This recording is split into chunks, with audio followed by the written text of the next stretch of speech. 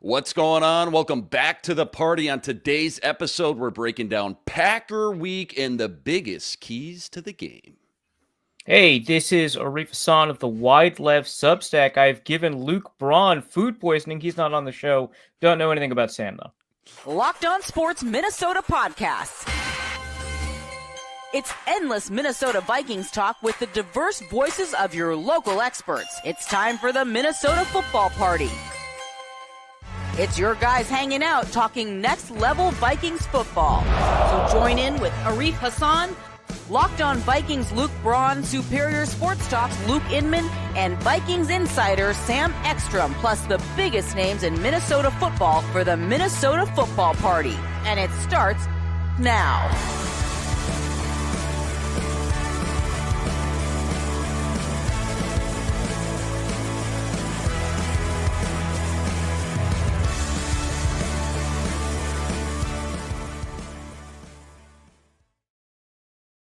You know, I love that intro. I feel like it's about 4.5 seconds too long, though. Don't you think we could trim a little bit of fat there? We're live, baby. What's going on back in the lab? Another Minnesota football party right here on the Locked On Sports Minnesota Network. Your team every day. Remember, you can always find this show on audio if you'd like to listen. It's under the Locked On Sports Minnesota podcast feed and on video, of course, up on the Locked On Sports Minnesota YouTube channel. Make sure to like, make sure to subscribe to keep up with all the action. All right, man, lots to dive into. It's Border Battle Week. We got to preview this Vikings Packer game this Sunday, kickoff 3:25. We're going to do a full deep dive. Plus, I want to ask you about what has made this KOC offense just so special this year. But first, quick reminder, today's episode brought to us by Prize Picks. Prize Picks, go to prizepicks.com/LockedOnNFL. Use code LockedOnNFL, all lowercase, for $50 instantly when you play just $5 on any wager. All right, Arif, the people have spoken. Sam Ekstrom, he's out. Luke Braun, also voted off. He's off the island, all right? Apparently you gave him food poisoning. I know you're super pumped about that. Yeah, it rules. So that rules. So it's me and you. We got Ron Johnson stopping by early today in about 5-10 minutes or so. So let's just start off. How are your holidays been, man? Up to this point, you're out there, just judging by your background, it looks like, I'm just going to take a stab at it. It looks like you're in sunny Vermont. But you tell me, how's your holidays been, where you're at? Yeah. No, man, I spent every holiday with my brother in Vermont. It's been great. Hosted, well, I guess we didn't host. We just cooked. Someone else hosted. Cooked Christmas Eve meal. That's all over on my socials if you wanted to see what we cooked. A lot of turkey. A lot of turkey involved? No turkey. Zero turkey. Okay. Some of the best mashed potatoes I've ever made, by the way. Ooh. So I'm bringing that technique back with me to Minnesota. Mm. But yeah, no, I mean, it's been great. Got socks. I feel like if you're under 30, getting socks is like disappointment. I love them. No, there is a certain point you hit in life where all of a sudden it just clicks. And those socks, I mean, there might not be a better present to get. Those socks, maybe some undergarments perhaps as well. But you're certainly right. I'm at that age. I've been at that age for a while. So I love the socks anytime I can get them. What was your quick thoughts on NFL streaming on Netflix, by the way, on Christmas Day? Highlights, Lola. I know they tried to go big with the Tyson Paul fight, and that was terrible with the buffering and all that. Yesterday, it started with some mishaps. I heard like Kay Adams' mic was off or something for 15, 20 seconds. Got cut off for an ad break or whatever. There's some stuff at the beginning. So personally, when I was watching, and I was watching on my phone, not on like a giant TV, so maybe I didn't catch the resolutional differences or anything like that. Yeah. Personally, I didn't experience any streaming issues. But I also noticed that like when the NFL would tweet out highlights, there's all this artifacting with all the stuff that they were tweeting out. So it made me wonder if there were actually stream issues that other people had, or I couldn't notice this on my phone. My biggest issue was actually just with the first game. The second game worked out really well. Yeah. That's right, Macho Meach, game time. Game time. But I thought that the broadcast unit was really poor for that first game. So that was I think it was Iron Eagle, right? It was Iron Eagle. Iron Eagle, the first one. Noah yeah, and Eagle, then his boy, the JJ second one. Yeah, Yep. and Noah did a good job in the second one. Yeah. Ian was fine. It was just like JJ Watt, Nate Burleson. They just kept talking over each other. They were like arguing on the broadcast at times. Maybe I didn't one too love many it. cooks in the kitchen, perhaps, or loud Yeah, personalities, perhaps. a little bit, but also like they were like stepping on Eagles' calls, and it was just like let the dude Which tell you us hate. what's going on. You got to right? let it breathe. Yep, you Yeah, got to let it breathe. And sometimes it's just like, oh, Lamar Jackson would go off, and like one of them would be like fast. Like, thanks, man. Right. Thanks so for it's the like, deep dive analytics there. Appreciate right, that. yeah. Right. So it wasn't that great. You know, if it was just JJ Watt just kind of hanging out with you, that would be fine because he's giving you good information. But the product wasn't very good. The second game was much better. Props to Greg Olson for doing a great job. And he wasn't with his normal broadcast partner. Still had really good chemistry. So he's a consummate professional when it comes to color analysis. So he's that been was, a rock. really He's been a rock all year for 2 years in a row. He has been a rock. He has been one of my favorites to watch, kind of grow in that role for sure as a former player going into the broadcast role.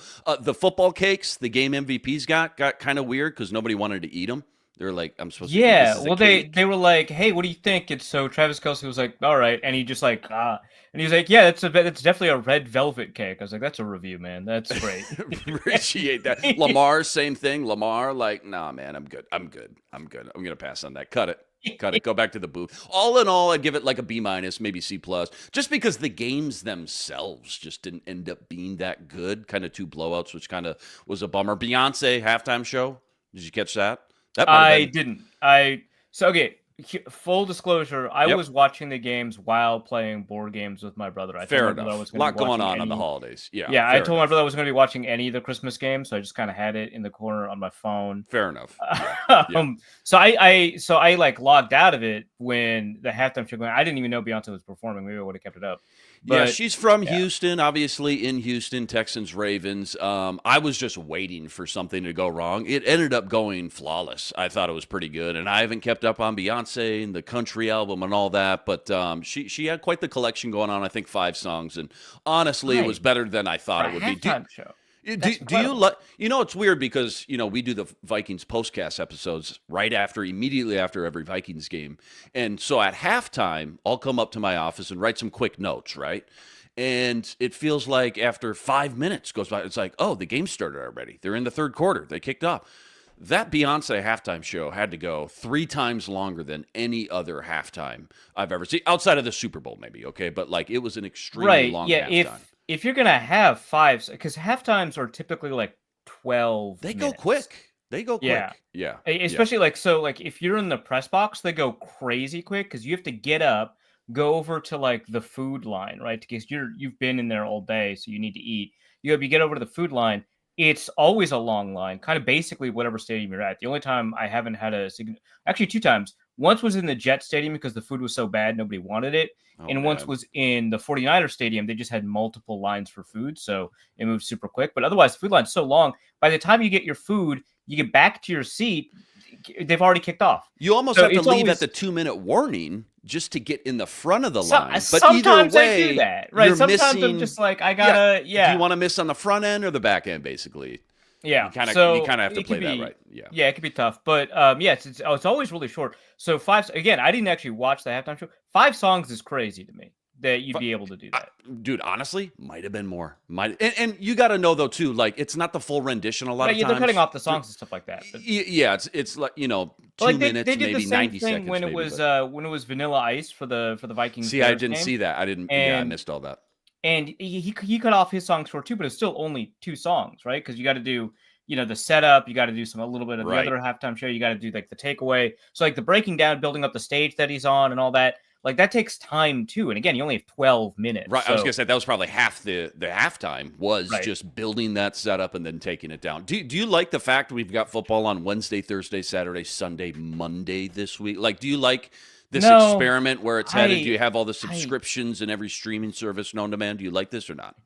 I hate it. So like one, obviously I hate that you have to have like 80 subscriptions to keep track. It's like, okay, why do I even have NFL Sunday Ticket if I can't like watch all the games? Like that sucks, right? That is its own set of problems. I think you should not play football on Wednesday. It's already a problem playing it on Thursday. It's crazy. the fact that there was like a team that had just played, It's like, wild. crazy to me. So I hate that. I think that that's bad for the players. I think it's bad for the coaches, bad for the quality of the game, bad for fans, especially on Christmas. Like, dude, relax, man. Yeah. Pump the And brakes a little bit. Trying too yeah, hard. Yeah. yeah, and someone tweeted out, I think they were tweeting this about basketball less than football, but it obviously applies in both scenarios. Mm-hmm. But like they were like, look, it's not that I feel bad for the players. Maybe I do, maybe I don't. It's more that I feel bad for all of the support staff you need to make this sort of thing happen, like security, concessions, vendors, so many people janitors, behind the custodians. scenes involved in putting together just a normal regular season sports game, whether it's NBA or football. So many people involved that obviously don't get the flowers, don't get the love and recognition that has to work on a holiday like that. Yeah, absolutely. I totally get it. We're waiting for Ron Johnson here. How about Macho Meach right here? Can you name a Vikings player or two who deserves a big Christmas present so far, and a couple who might get coal for the holiday? One guy who's kind of flown under the radar, not flown under the radar because his celebrations have been so great. He's actually got a lot of recognition this year nationally, but Cam Bynum has turned into, when you think about the 5th round pick from the Rick Spielman, what was it, 2021 draft? It was was it the JJ draft or the Darisaw draft? I think it was the Darisaw draft. Either way, yeah. Nobody really thought much of it. He has just turned into, when you think of the Vikings safety position, remember, is like, okay, Harrison Smith's getting long into the tooth. Kwesi and KOC come in, start this new regime. We got to draft a safety to kind of start backing up and, supplanting Harrison Smith. Okay, they go Lewis C. Cam Bynum, though, has been like the one constant over the last 3-4 years. And it started with Mike Zimmer. Finally got him a little bit of action. He looked good those 2 or 3 starts his rookie year. But he's just been constant, man. He's just been really, really rock solid, I feel like, back there. Yeah, no, for sure. And actually, I was going to pick a different safety. I was going to pick Josh Metellus. Absolutely, you could. Yeah, absolutely. Great stuff. Safety slash linebacker slash nickel corner slash D tackle. Yeah, exactly. Well, that's why I'm picking him. Right? Is that he's got all of these roles, responsibilities. He has to meet in the safety, meeting room, right, while all the other meetings are going on. And then he has to like catch up with what the linebackers are doing, what the quarterbacks are doing, and stuff like that. That's I think it's a lot to take on. There's a really great story. We're going to talk about Alec Lewis in a second because he wrote another story that we want to break down later in the show. But it was a really great story by Alec Lewis about how Josh Metellus, learned he was going to be doing all of this in his first meeting with Brian Flores. Really great stuff. I think we saw a lot of highlights from Josh Metellus at the front half of the season, which was great.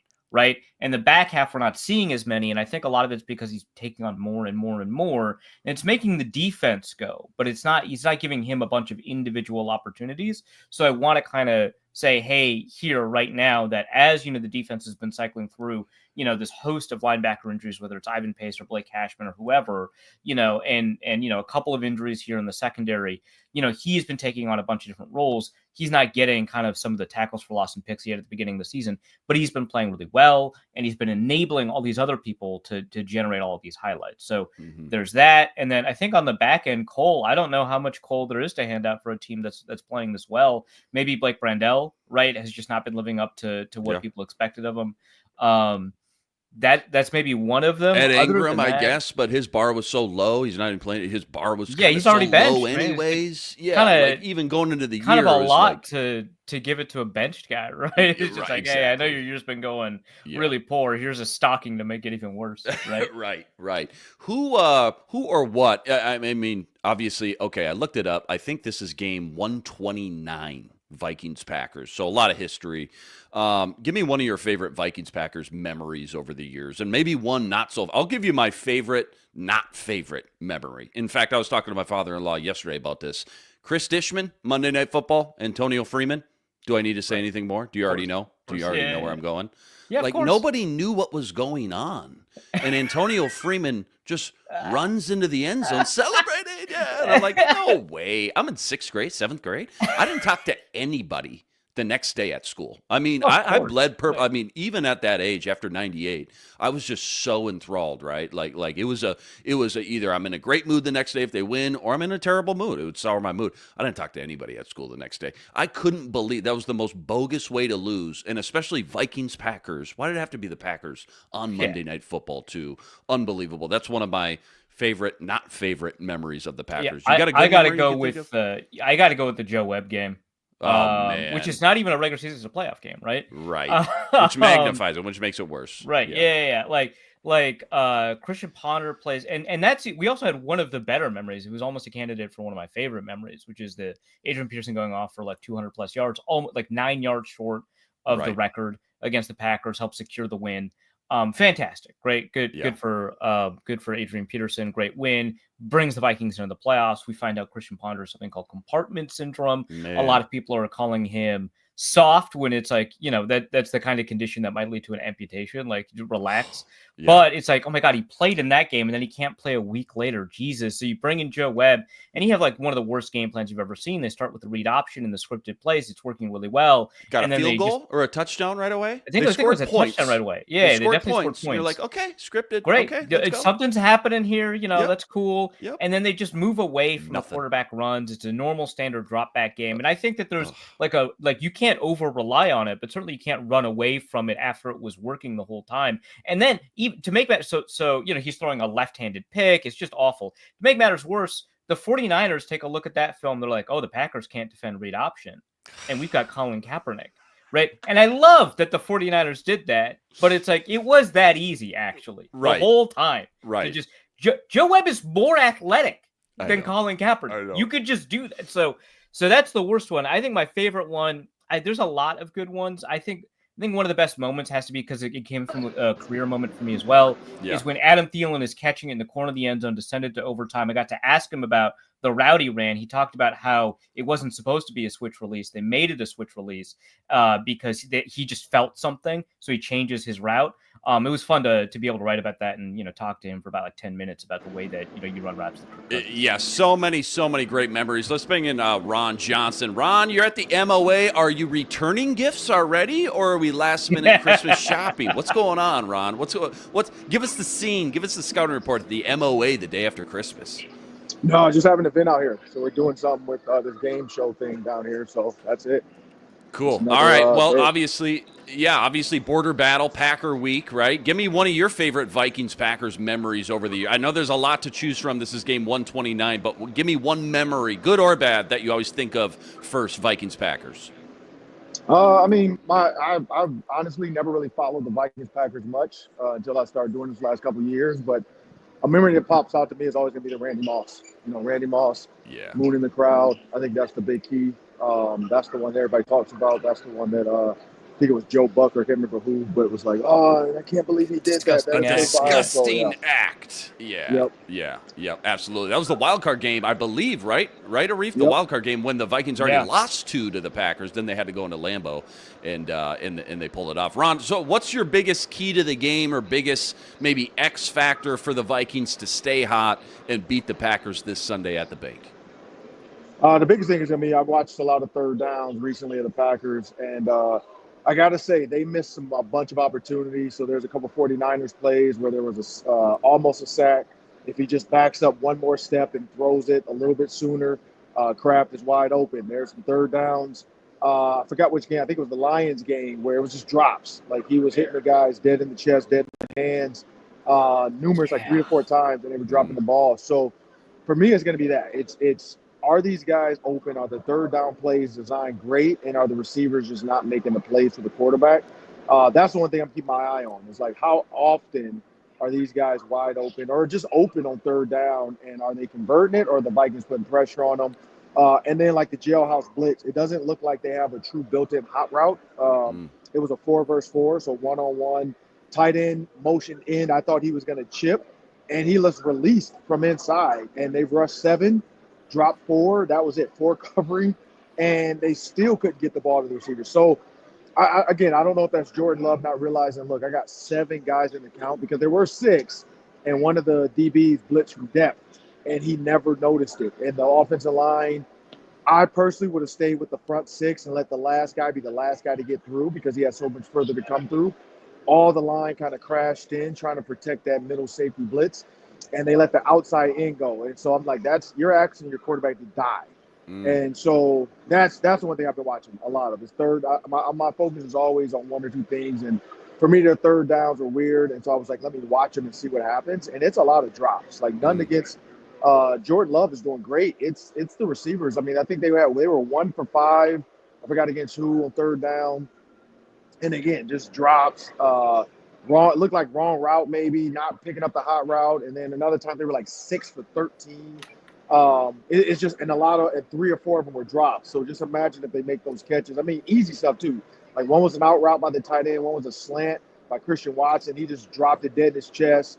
Another one was number 11, I forget his name, but right off of his hands. And so it's very perplexing of how they're not converting third downs. Yeah, really good breakdown there. You know, Christian Watson still scares me. I know he probably shouldn't at this point, but because he's so athletic, he always seems like he's open. If he were to just catch some of these catchable balls, he would be really good.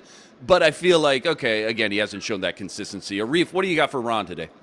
Well, yeah, I just kind of wanted to ask about like Jordan Love's overall quality level, right? Because I wrote in the offseason that I thought he was a really volatile quarterback, that he might regress back to being, league average. And of course, these last couple of weeks, Packers fans have been feeling their oats, and so they've been tweeting my own article at me, telling me that, actually he's a top 3 quarterback in the NFL. I feel like they've got something to say to me that makes sense, but top 3 is a little bit aggressive. So where would you put Jordan Love relative to all these other quarterbacks this year, knowing that a lot of quarterbacks have actually been struggling this year? Yeah, so I mean, you got Josh Allen, you got Lamar Jackson. We just watched him on Christmas, which was like ridiculous how he killed it. You still got to throw, again, people can say whatever they want. You got to throw Sam Darnold up in there. I'm not saying he's 3, but he's definitely top 5. From there, I think it's questionable. Like you could put Jaden Daniels with Jordan Love. You could say C.J. Stroud, which he struggled a lot against that front against the Ravens. But yeah, I don't know if I would go top 3. I would say he's definitely top 7. I think he's done enough to prove that he is top 7. He's a potential Pro Bowl quarterback. But there's still that, can he get it done for me in the big moments? And we've yet to see that yet for Jordan Love. And the big moments are coming. He has the Vikings and the Vikings and the Bears, I think, are the 2, or I can't remember his 2 teams he has to worry about. But I think that's going to be the key is, can he get it done? Is he top 3? No, I wouldn't say he's top 3. I feel like Josh Allen and Lamar Jackson are running away with it. And I think Sam Darnold's making the case to be up there. Of course, Kirk Cousins, before he got benched, he was a top 5 as far as yards. And so as much as people want to hate on him, he still was a really good quarterback at the top. If he played in that same game against the Giants, I think Kirk Cousins went through for 350 yards. Like the Giants were terrible. Penix did not look great. He didn't look bad, but didn't look great. But that defense gave you had a lot of takeaways, and their offense gave the ball away more than it should as well. So it was just a sloppy, ugly game.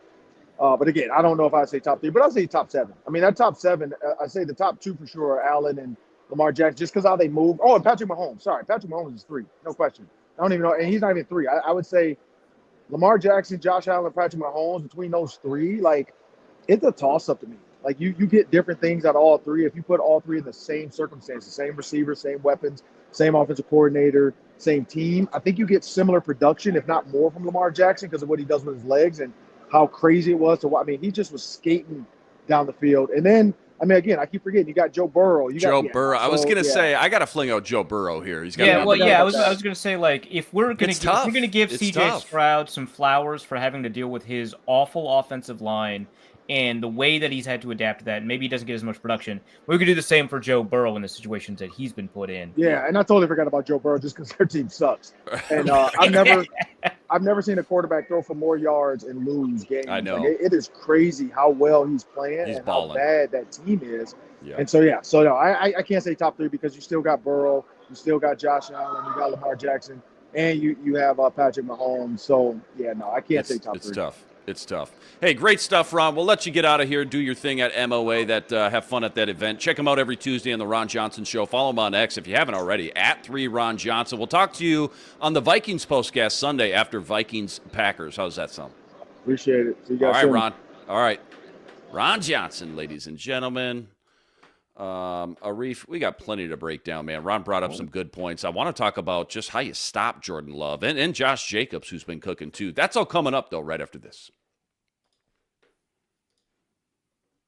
Quick reminder, today's episode brought to us by Prize Picks. Prize Picks, America's #1 fantasy sports app, now with more than 10 million members to date. And for me and my money, it's just by far the easiest. It's the most exciting way to get in on all the action while you watch your favorite sports. and you watch your favorite players. It's so simple. All you got to do, you pick more or less on 2 or more players' stats, and you watch the winnings roll in. Football season, we're in crunch time, man. Things really heating up. So whether it's anytime touchdowns, receptions, tackles, sacks, you name it, they got it. Take your pick on more or less. Add them to your PrizePicks entry today. Plus, don't forget, PrizePicks now offers Apple Pay. Quick and easy deposits into your account all season long. Right now, download the PrizePicks app. Use code LOCKEDONNFL, all lowercase, for $50 instantly after you play your first $5 lineup. That's win or lose on any $5 lineup. You're getting $50 instantly with promo code LOCKEDONNFL. PrizePicks, run your game. All right, let's get into it, man. You've studied the tape, you've researched the analytics. So what's for you, kind of same question I asked Ron, what's the top 1 or 2 things, I guess, you're focused on when it comes to the Vikes coming away with a win versus the Packers this Sunday, 3:25 at the bank?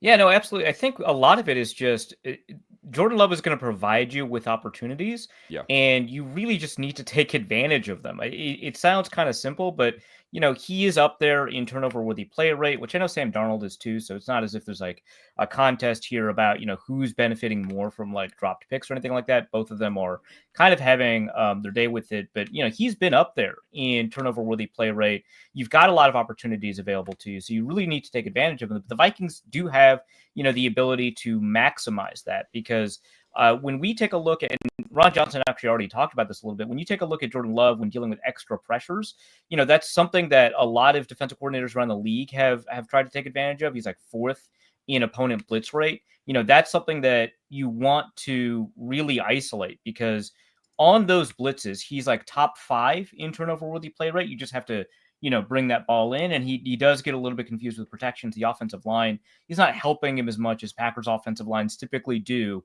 in those situations. So I think it's really about that pressure profile, because he is going to try, and actually Forrest Spirits has already said it, he's going to try to, take advantage of the one-on-ones. The Vikings do give you a lot of one-on-ones. Yeah, they run a zone defense behind that blitz a little bit less often in the past couple of weeks than normal, but that zone defense often materializes in a lot of these one-on-one matchups. And so their response to a lot of, so when you take a look at, for example, the way the Bears responded or the Lions responded, or a couple of these teams that have responded to the Vikings blitz, they've responded by throwing short, right? Or maybe intermediate, but they've been throwing 1-2 step drops. Get that right? ball out quick. Yep. Yeah. These screen open passes. field tackle. Yep. Yeah, and of course the Vikings have generally been pretty good against them. There are a couple of situations where they haven't been. Last week, actually, we saw a couple of those getting exploited. Obviously, the Vikings came with the win, not a huge issue. But for the Packers, it's shots. It's shot plays. Like, if you're going to line up one-on-one, we're just going to have, we got Christian Watson. He's faster than any of your guys. We'll just have him run the field. Ron Johnson mentioned Jaden Reed, number 11. Also really fast, right? Incredibly fast guy. They're going to take one-on-one shots with him, right? And they love, people like Reed, because, and they've been doing this for years and years and years, all the way, like, Randall Cobb or whatever. They love guys that they can just, motion, run out of the backfield, run the ball, that kind of stuff. Right. And they're going to play with that eye candy too.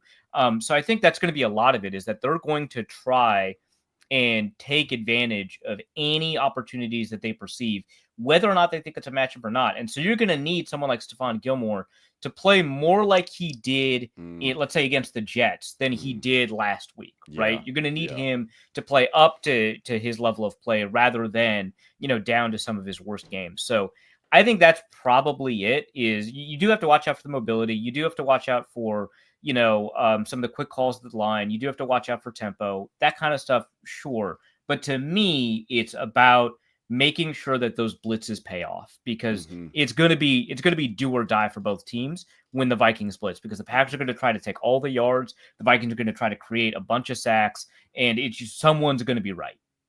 Yeah, it's such a good point, too. Leaving those corners on an island like they have been all year, for the most part, it's panned out very successfully. But you're right. I mean, Stephon Gilmore, maybe last week we saw some guys like Bobby McCain. Okay, I expect Harrison Smith to be back. But like the rookie, the UDFA, Dwight McGlothern got some reps in there, too. There could be some times where Jordan Love looks over and sees maybe a guy that he feels pretty confident with, knows he's getting a one-on-one look. If he can get that ball out quick, he's going to take those YOLO shots for sure. like you said.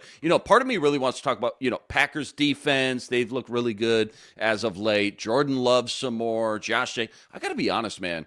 You play a team 128 times. You see the same team twice every year. These division games, for whatever reason, especially late in the year for some reason, it just feels like sometimes you end up throwing everything out because both teams know each other so well, and all of a sudden some of these games go really pear-shaped in the opposite direction that you thought, or the game just ends up coming down to like 2 or 3 plays, and if any one of those plays went the other way, that's the difference between a win and a loss. You know what I mean? Like Pats Bills, perfect example last week. Division game, late in the year. Pats got nothing to play for. Rookie quarterback. Bills just beat the Lions the week prior, and the Pats are up 14-0 before you can even play. They just rack up 2 quick scores. And you're like, oh, okay, my God. Yeah, right. Bills won. Bills still won. They found a way to win. But, there's just so many weird examples of that. Vikes Bears, I went to that game. 2019, I want to say. Chicago, nothing to play for. Vikes need a win, and they're in the playoffs. Last week of the season, they lose to the Bears at home? Why do some of these division games get so wonky late in the year like that? Yeah, I mean, I think some of it is just familiarity, right? And I think that there's a couple of ways that plays out. So if you take a look, and this is really nerdy, so excuse me, but if you take a look at all the studies that have been done on home field advantage and stuff like that, what causes home field advantage? There's a bunch of variables, right? Like travel distance, amount of sleep, how often you've been in that stadium, that kind of stuff. The crowd, the home field advantage that occurs from a crowd, maybe the refs, the way that they call games. And there's a bunch of ways that we were able to test it. So home field advantage decreased after they implemented instant replay. So at least some of that has to do with the refs, and that variable has been minimized. Okay, home field advantage decreased during the COVID season when there weren't, people in the stands. So obviously that had something to do with it. Home field advantage increases the longer the away team has to travel. So that has something to do with it. But what's really interesting is that when you build a new stadium and you play in that new stadium, you have a higher home field advantage than you've ever had, including in divisional games, because they've never played in that stadium before. Some of that is just how comfortable you are, because the more comfortable you are, the better you play. And if you're in a new environment, you're just going to be a little bit less uncomfortable. Some of it is territory. Foreign right, territory. Exactly. Never experienced this before. I don't know if it's new. And some of it is just the little nuances of every stadium, like knowing where the divots in the grass are, knowing, how the lights are going to affect you at this part of the field, or knowing that this is kind of a dead spot on the turf. And so you how to get out of the locker room. The guy said take a left. I've been taking a left. I can't get out of here. How do I get out of here?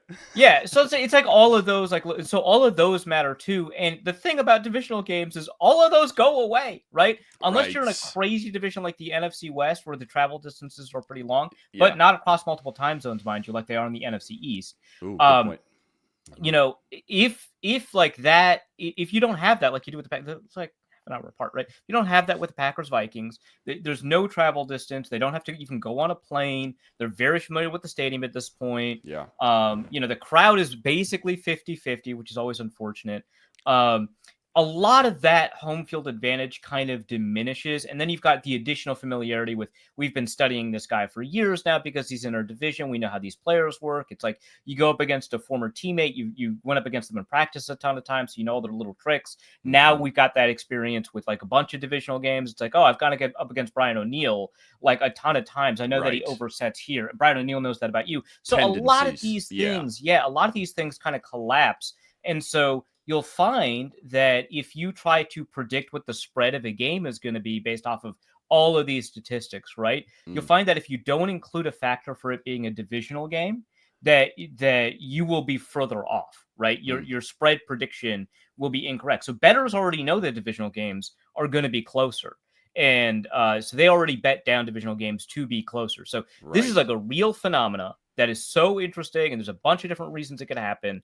And the Vikings and the Packers have played over 120 times, like you said. So all of these are, I think, huge elements as to why these divisional games, which is wonderful, right? Because you want divisional games to be the closest out of any games on the NFL schedule because there's so much at stake. So I think it's really cool that happens. Nevertheless, I would like the Vikings to beat the Packers by 3 scores. So, Right.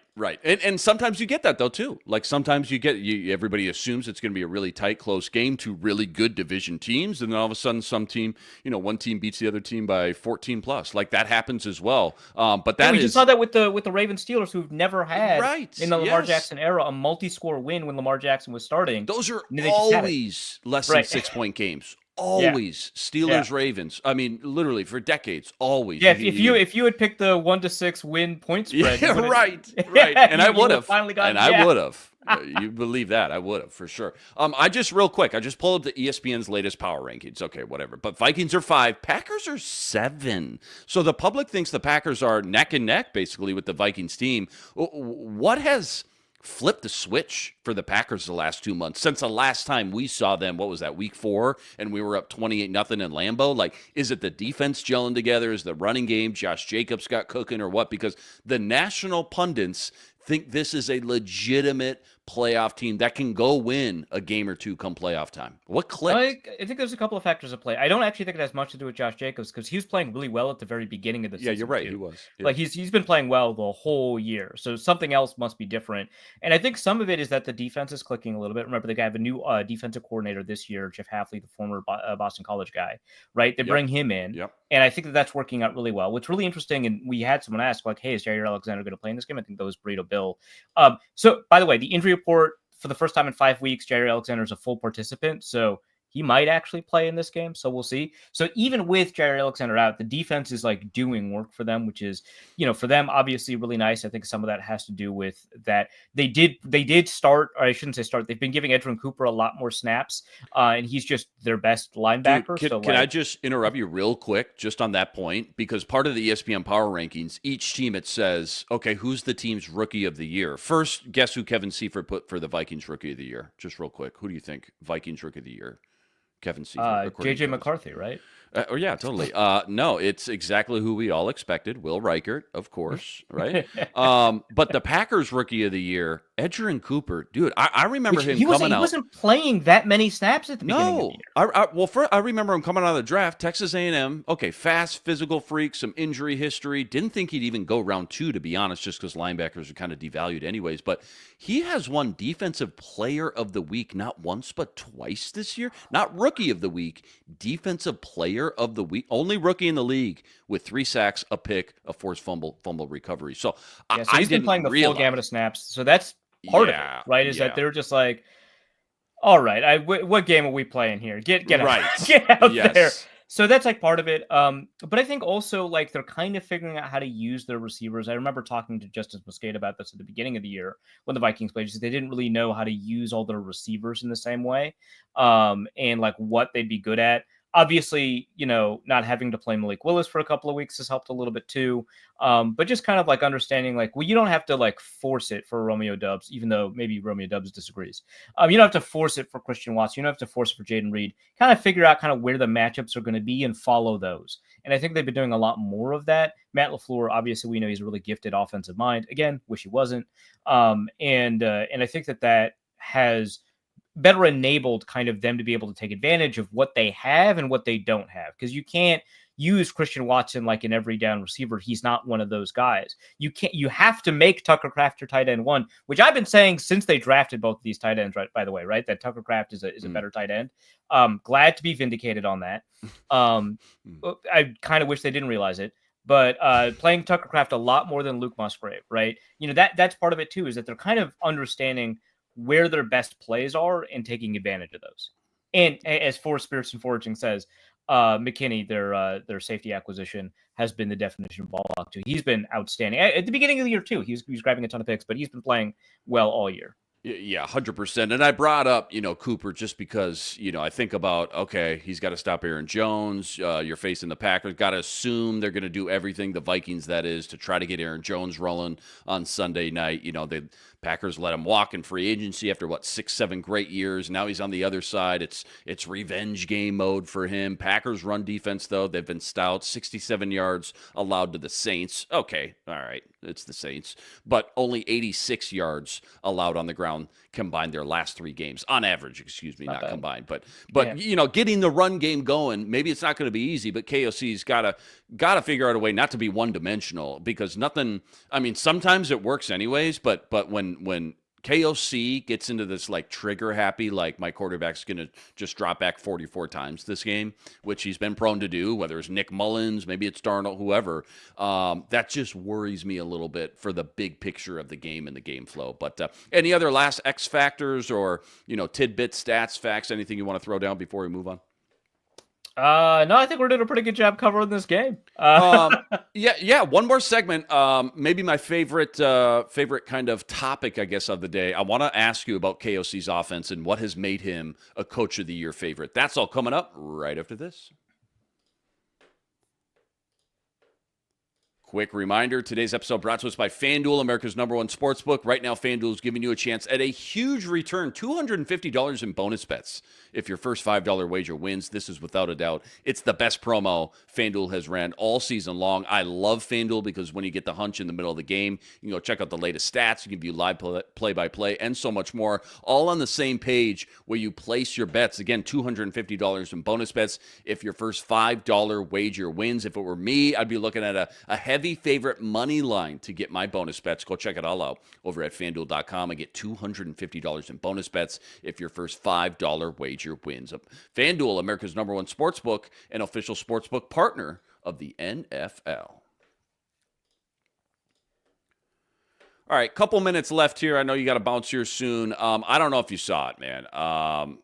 Alec Lewis came out with a fantastic piece up at The Athletic about KOC's offense, what's made him so good. And the quick elevator pitch on the whole thing is basically like, okay, a lot of great offenses that get all the glory, the attention, right, are the ones that have a lot of fun designs, like a lot of motions, a lot of window dressing, a lot of trick plays, things like that. Lions, Ben Johnson comes to mind, all the cool stuff he's been doing. But KOC really has not been in the top of the league with maybe the window dressing stuff yet anyways, but you look at the numbers, points per drive, yards per play, explosive play rate, EPA per play, third down conversion rate, red zone scoring, all that stuff, the money stuff, right? They're near the top of the league in. So obviously some of it has to do with Sam Darnold playing out of structure sometimes, just going out and making plays on his own, but the story really is more about KOC at the top of his game right now when it comes to play designing, scheming, play calling, the timing in which he's calling some of these plays.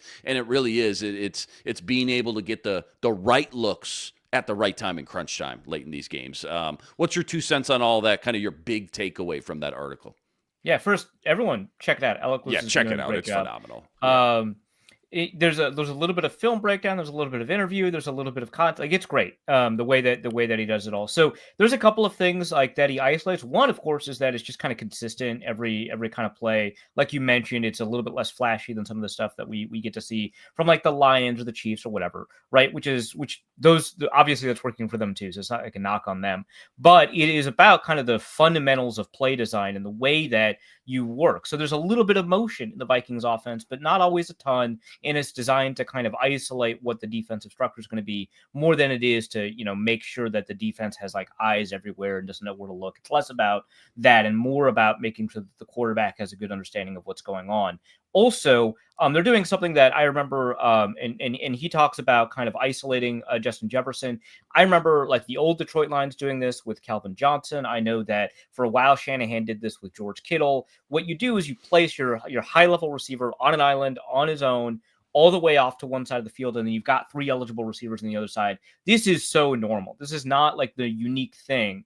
But first, it's always good to take advantage of what's worked in the past. But second, they do tailor off of that a little bit because they know, just like Calvin Johnson did, right? They know that they're going to draw a lot of these double teams over and, push someone like, into the example he uses in the piece is Julian Love, push a safety over top, and seeing that safety get pushed over to that side creates additional space for someone like TJ Hawkins or Jordan Addison to run those kind of post routes that sometimes don't have that space in a classic, obviously, post is always supposed to work against 2 high safeties, but sometimes those safeties are athletic enough they can close in, and that's actually not as open as you think it might be. Now it is because you've pushed one of the safeties or something like that. But they also, in that offense, have like options for someone like Jordan Addison or Justin Jefferson to freelance a little bit, right? Which is not, you don't always get that in a West Coast offense. It's always kind of really defined what you do. Like Erhard Perkins offenses, these old, the stuff that Bill Belichick liked to run, or the Sid Gilman style offenses, the Coryell offenses that we ran under North Turner. You tend to have a little bit more freelancing in those than you do in West Coast systems, which are precise and timing oriented. But we've talked about on this show how it's not necessarily that timing oriented because you are waiting a bit, right? You are waiting a beat to see what Justin Jefferson's going to do and then working off of that. right? And then as time has gone on, Sam Darnold has a really good understanding of like, well, I don't have to, when I snap my eyes over to Jordan Addison, I know where he's going to be, and it's not where the playbook says he's going to be. It's where he and I decide is a good place to be based off of what this defensive structure is. And so he can then, they're improvising in the same way. They're speaking the same language, right? So like sometimes we're like, oh my God, Travis Kelce ran a route that no tight end in the history of the NFL has ever run before, and Mahomes threw it to him no look. Oh my God. That's amazing. Never want to take it away from that because that is truly outstanding stuff. Yeah. But there's a little bit of an element of that with Darnold and Jefferson and Darnold and Addison, where they're running routes at different stems. And one really cool thing about this in the piece is that he mentions, again, that KOC gets a lot of feedback from players on the defense about what's working, what's not working. Love this part. Love this angle. Yes. Yeah. Yes. Uses that feedback to see, hey, what can we do to either make this route that Bobby McCain jumped, make this route work better, or how do we change it so we run a different route so we can't jump it? Like either one, right? What do we do to make this work better, right? Because if you see what defenders do when they get these amazing plays, like if you ask them how they came up with it, a lot of times it's because we know how these routes are paired together. One of my favorite interviews ever was Eric Kendricks described how he got this pick to a receiver like behind him, right? And he immediately jumps to where that receiver is going without ever seeing him, grabs the pick and nearly houses it. You ask him after the game, like, how did you know that receiver was going to be? You had no idea.